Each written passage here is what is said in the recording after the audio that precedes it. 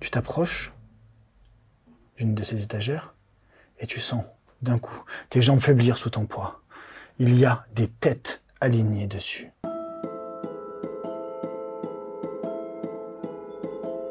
Qui est cette personne? Peut-être certains l'ont reconnu, peut-être certains te suivent déjà. Les amis, Nehru, une streameuse adorable. Je l'avais rencontrée sur l'event Battle 4. Est-ce que tu pourrais nous dire qu'est-ce que tu fais sur ta chaîne Twitch? Je stream pas tous les matins, mais quelques jours par semaine. Le matin de 7h30 à 9h et principalement sur World of Warcraft.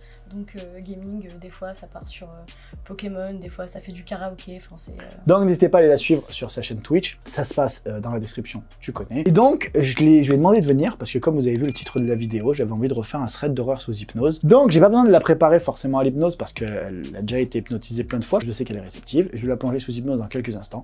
Je vais lui faire vivre un thread d'horreur. Et puis vous allez voir tout ça, vous allez voir ses réactions sous hypnose. Puis vous aurez son débrief à la fin. Ça va être cool. T'es prête? Let's go. Tu te mets à l'aise, c'est bon? Ouais. Le coussin te va bien, tranquille? Ouais, nickel. Ok.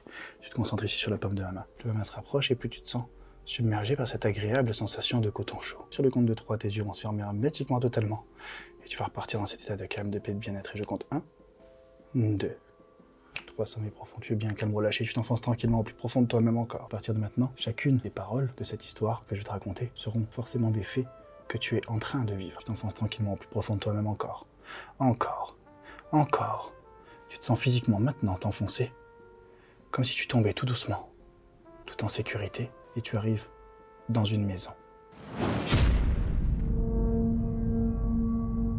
La maison, c'est ta maison. Tout va pour le mieux. La seule chose, c'est que dans ta rue vivent des gens qui aiment Disney. Ce sont des fans absolus. Au point même que leur voiture porte des oreilles de Mickey. Tu n'as jamais vraiment eu l'occasion de leur parler et ils te semblent plutôt sympathiques. Et d'après ce que tu avais entendu d'autres personnes, ils étaient un peu étrange. Tu as même entendu une histoire au sujet d'un homme qui a essayé de les expulser et cet homme a été retrouvé entouré d'une substance blanche, étrange. Tu ne savais pas qui ou quoi l'avait tué, mais la principale interrogation que tu as dans ton esprit, c'est cette substance visqueuse dont les journaux n'avaient pas reparlé par la suite. Qui prendrait la peine de recouvrir un corps avec ça? Et pourquoi? La ville était toujours bouleversée par cet événement. Les voisins amateurs de Disney ont disparu. La police n'a jamais pu les retrouver et n'a donc jamais pu les interroger correctement. Tu as entendu dire que dans cette maison, ils avaient laissé derrière eux quelques trésors. Et l'un de ces trésors serait une grande poupée, quasiment grandeur nature, de Peter Pan. Peter Pan faisant partie de tes personnages préférés. Évidemment, dès que tu as entendu parler de cela, l'enfant qui est en toi s'est réveillé. Tu as été submergé par le désir de posséder ce jouet. Tu pensais, et tu penses toujours, que ce serait mal de rentrer dans la maison pour le voler. Et tu commences à changer d'avis car tu viens d'apprendre que 2 personnes de ton quartier y étaient allées et avaient récupéré des objets et ils les avaient même vendus à prix d'or. S'ils avaient réussi à y aller, tu le peux aussi. Ça y est, ta décision est prise. Tu vas aller visiter cette maison. Tu sors ton vieux sac à dos et tu y ranges dedans ce qui va éventuellement te servir. Une lampe torche, un appareil photo pour filmer ton aventure et tu laisses bien sûr de la place pour pouvoir emporter avec toi ce que tu vas trouver dans la maison. Tu attrapes tes affaires et tu sors. Tu sens le froid de la nuit se poser sur toi maintenant. Tu habites dans la même rue que cette fameuse maison, ce qui fait que, en quelques brèves minutes, tu te retrouves devant la maison. C'est une bâtisse d'un seul étage, de taille moyenne. Tu te faufiles à l'intérieur maintenant et le froid s'arrête. Maintenant, puisque tu es à l'intérieur de cette maison, une obscurité totale y règne. Tu sors la lampe de poche et au moment précis où tu l'allumes, maintenant, tu as l'impression de voir quelqu'un bouger dans le coin. Alors tu regardes autour de toi, mais il n'y a rien de suspect. Tout est immobile, figé. Il n'y a pas grand-chose à signaler en dehors des meubles. Il y a beaucoup de décorations sur le thème de Disney. Il y a également des étagères remplies de bibelots. Tu t'approches d'une de ces étagères et tu sens d'un coup tes jambes faiblir sous ton poids. Il y a des têtes alignées dessus. Pas des têtes humaines, bien sûr, mais des têtes de personnages Disney. Mickey, Dingo, Donald. C'est très perturbant. Tu ne sais pas exactement pourquoi elles te mettent dans un tel état, mais le malaise t'envahit uniquement à leur vue et te donne limite la nausée. Puis tu remarques qu'il y a une sorte de substance blanche qui coule des têtes. La panique t'envahit. Toutes les fibres de ton corps te hurle de prendre tes jambes à ton cou et de sortir de cette maison en vitesse. Et tu essayes de reprendre tes esprits et de te calmer. Tu es venu ici pour une bonne raison. Autant aller jusqu'au bout. Tu inspires profondément. Tu as l'impression d'avoir vu, à ce moment-là, une tête bouger. Mais c'était sûrement une hallucination due à la peur. Et malgré tous tes instincts qui te crient de partir tout de suite de cette maison, tu t'aventures plus loin dans la maison. Tu arrives dans une vieille cuisine. Des assiettes et des verres cassés tapissent le sol et de nombreuses toiles d'araignée les recouvrent. On dirait que la maison a été abandonnée depuis des mois, alors qu'en fait, ça ne fait que quelques jours que tes voisins ont disparu. Il y a une grande table en bois, recouverte d'une nappe déchirée. Tu t'approches pour la regarder plus attentivement et tu sens ce malaise, désormais familier, revenir à nouveau. Les personnages Disney imprimés sur la nappe sont étranges. Ils présentent tous une sorte de difformité. Tu te souviens soudainement que tu as ton appareil. Tu le sors maintenant de ton sac. Et tu vas immortaliser la nappe. Le flash illumine le tissu, montrant davantage les difformités des personnages. C'est malsain, c'est tordu, et tu commences vraiment à te demander quel genre de personne vivait là. Alors que tu mets ton appareil photo autour de ton cou, luttant toujours contre l'envie de t'enfuir, tu sens brusquement une présence derrière toi. Tu te figes, paralysé de peur, incapable de te retourner pour voir qui était derrière toi.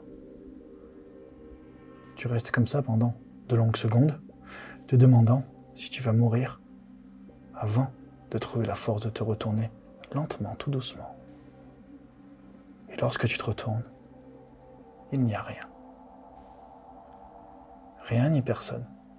Et pourtant la présence ne s'estompe pas. Tu as vraiment l'impression que tu n'es pas seul. Tu dois sûrement imaginer des choses avec toute cette angoisse qui te submerge. Tu te demandes même si tu ressortiras d'ici avec une santé mentale intacte. Tu retournes dans le salon avec les têtes sur les étagères. Tu prends un couloir, il est dans un triste état. La peinture s'écaille.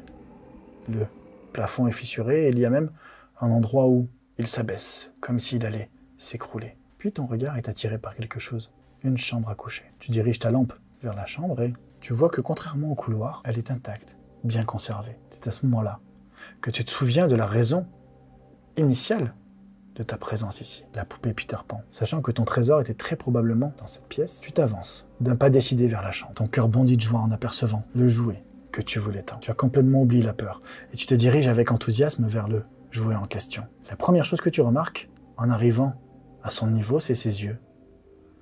Ils sont bien plus réalistes que ceux de la plupart des autres poupées. Il y a également la même substance blanche que celle des têtes dans le salon qui coule de ses yeux et de son nez.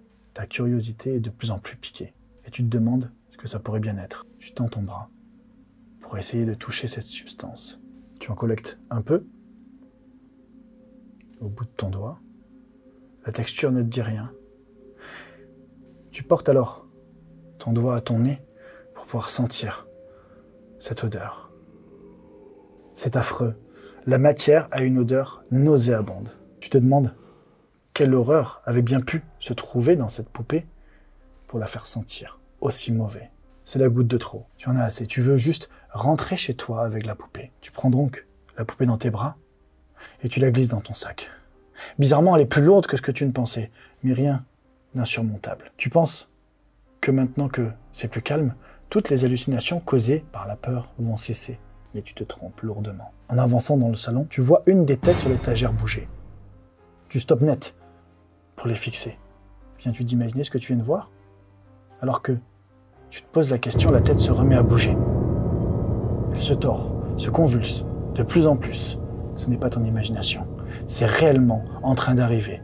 La substance blanche se met à couler abondamment des têtes. Elle t'éclabousse même. Tu as l'impression d'être en plein cauchemar, en plein délire, englué dans cette peur, irrépressible, sans pouvoir bouger. Tu pensais que rien ne pouvait être pire que ça, jusqu'à ce que de ton sac, une main sorte et se pose sur ton épaule. Tu te retournes vivement et tu tombes nez à nez avec la poupée Peter Pan. Tu arraches ton sac à dos de ton épaule et tu le balances par terre. Ton cœur bat tellement fort que tu as l'impression qu'il va s'arrêter d'un instant à l'autre. Et sous tes yeux médusés, terrifiés, la poupée Peter Pan rampe hors du sac, te fixant, la substance coulant abondamment de ses yeux et de sa bouche. Bienvenue dans la maison de Disney, dit-elle. Tu recules lentement vers la porte, tes yeux fixés sur elle. Mais elle ne semble pas vouloir te suivre. Elle se tient juste là, répétant la même phrase, encore, encore, encore. Bienvenue dans la maison de Disney. Ta panique est en train de prendre le dessus. Tes jambes s'activent enfin et tu sors maintenant de la maison. Tu cours. En sortant, tu entends encore. À bientôt dans la maison de Disney. Tu cours en direction de ta maison. Tu ne mets pas longtemps à rentrer chez toi. Une fois la porte passée, tu t'effondres au sol en essayant de reprendre tes esprits. Ton rythme cardiaque se calme, ta respiration se calme. Tu essayes de ne pas tomber dans la folie. Tu ne comprends pas ce qui vient de se passer. Quelqu'un t'a-t-il joué un tour ou était-ce quelque chose de beaucoup plus bizarre? C'est à ce moment-là que tu réalises que ton appareil photo est toujours autour de ton cou et qu'il y est resté tout au long de l'expédition. Tu décides alors de regarder les photos pour essayer de te rassurer et te convaincre que rien de tout ça n'était réel. Tu regardes les photos et tu te sens sombrer dans la folie à nouveau. Il y en a une que tu n'as jamais prise. Une photo de l'homme, tué. La poupée Peter Pan était au-dessus de lui, l'étranglant. La substance visqueuse s'échappait de ses yeux et de sa bouche, n'ayant aucune explication, et furieuse, tu jettes l'appareil au sol. Tu ne veux plus jamais entendre parler de cette maison, tu veux juste oublier tout ce qui s'est passé. Nous allons maintenant faire un bond dans le temps. Aujourd'hui, nous sommes 6 mois après cet événement. C'est le soir, tu t'apprêtes à aller au lit, tu te brosses les dents. Tu remarques une substance blanche et visqueuse qui t'est familière sur le rebord du lavabo. Tu l'essuies, tu te mets dans ton lit, tu éteins la lumière, et au bout de quelques minutes, tu entends. Bienvenue dans la maison de Disney. Et tu sens une présence dans ta chambre. Et sur le compte de 3, je vais allumer la lumière. Et lorsque la lumière va s'allumer, tes yeux vont s'ouvrir.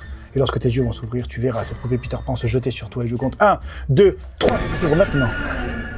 Et tout redevient normal. Ça va? Waouh. Les amis, elle m'a fait un regard chaud. Est-ce que ça va déjà? Oui. Comment tu te sens? Là, Est-ce que tu as besoin que je te remette bien Ouais, nickel? là, je veux bien, Ok, tiens, parce tu regardes ici, 1, 2, 3, sommeil profond, bien calme, lâché. Waouh. C'est incroyable. Comment t'as vécu ça en fait? Moi, si tu veux, j'ai vu les choses et les descriptions ont vraiment beaucoup aidé. C'est le but, quand on fait un truc Ouais. comme ça, il faut qu'il y ait énormément de descriptions. Enfin, j'ai vu les trucs, juste rien à voir. Mais le fait d'avoir joué à Phasmophobia... Ah bah ouais, ça aide à se poser des ambiances quoi. Ouais, c'est exactement le même genre d'ambiance et tout. Une maison, il y a quelque chose qui se passe dedans, on sait pas quoi, il n'y a pas Exactement. d'électricité, t'as la lampe torche, effectivement. J'ai l'impression d'être dans le jeu. Énorme. Ouais, le fait d'avoir joué à Phasmo, ça t'a vraiment plongé dans le truc. Ouais. Quand on l'a fait avec Ligaya, ou même avec Ellie, une demoiselle, une abonnée qui était venue pour faire la V2, à la fin, justement, le screamer final, elles avaient vraiment pris et elles avaient vu vraiment quelque chose arriver sur elle pendant un quart de seconde. Est-ce que toi, tu l'as vu? Parce que voilà, j'ai pas eu l'impression que tu l'aies Non, vu j'ai pour le rien coup. Mais, J'ai rien vu, j'ai juste eu le... Enfin, la sensation, la quand sensation, même? mais j'ai rien vu. Ouais. D'accord. Non, mais comme quoi, ça prouve bien que l'hypnose, bah déjà c'est réel, parce que si c'était faux, bah, je lui dis de crier, elle fait semblant, donc elle aurait crié, tu vois. Et puis surtout, ça prouve bien que chacun dans sa tête visualise des choses différentes, et que le cerveau de chacun, bah, c'est lui qui au final décide de ce qui se passe, quoi, en fait. Ouais. C'est lourd. Est-ce que t'es contente d'avoir vécu ce c'était truc-là? incroyable. Là, ça va mieux? Ouais, ça va mieux, c'était incroyable. C'était ouf? Ouais, c'était fou. Elle a les yeux, les amis, je sais pas si vous le voyez à l'écran, mais elle a les yeux qui brillent en mode yeah! C'était trop bien. J'ai l'impression, mais voilà, c'est ça, j'ai l'impression de voir quelqu'un qui sort d'une attraction, qui au départ se dit allez, je vais avoir peur, mais je le fais quand même, et qui sort en mode Ouais, waouh, t'es c'est dingue. exactement ce mood-là, quoi. En tout cas, je suis content que t'aies vécu ça. C'est trop bien. Ça va alors, les gars, non, c'est ce qui me fait plaisir, c'est qu'à la fin, voilà, ça dit c'est trop bien, j'ai kiffé. Bon, bah, c'est l'essentiel. Merci à toi d'avoir participé. Avec plaisir. Ça fait plaisir. Les amis, n'hésitez pas à aller vous abonner à sa chaîne Twitch. Ça n'a rien à voir avec YouTube. Hein. Donc voilà, le matin, comme je t'ai dit, tu te lèves, tac, petit café, chill, poum, petit stream, ça fait plaisir.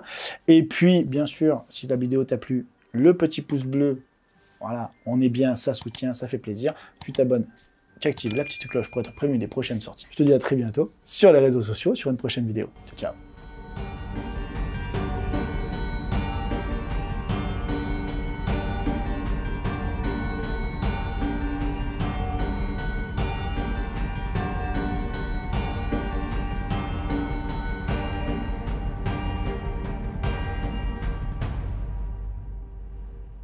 et tu soulèves un coussin maintenant. Ce qui fait voler un nuage de poussière qui t'aveugle et qui te fait tousser.